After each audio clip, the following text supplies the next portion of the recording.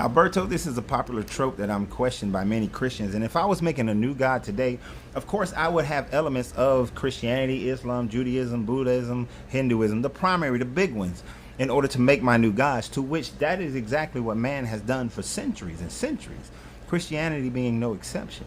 You see, in every aspect of everything you said, even beyond this statement, I can find that exact same thing in a different religion that predates Christianity. For example, you say that in this particular statement that Christianity is the only religion where the living invisible God came down into the flesh. Well, that's not true. You see, Hinduism predates Christianity, and in Hinduism, Vishnu, the invisible God, came down and currently is in his 8th iteration as a living being on earth to represent the Lord Vishnu, a supreme deity. So that is not a new thing.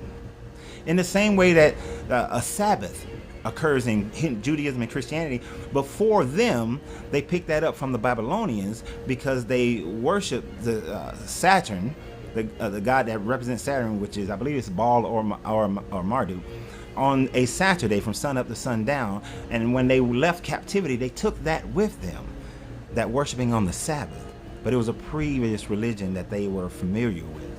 Living in heaven, Marduk instituted that, as well as in the Egyptian, that if you know the things to say and do and you keep the laws of Ma'at, then you can live in heaven with Osiris. Also, in that process, if you were to find that your heart is heavier than a feather because there is a judgment posed on you, then your advocate, Horus, the son of the god of the underworld, comes and advocates for you so that your heart can become lighter than a feather, basically taking on your sins so that you can go and live in heaven if you know the right, if you've lived your life a certain way. You see, all of them have it where you have to live your life a certain way to find some form of redemption, and they have some form of redemption in their religions. And there are many other tropes that follow the same thing.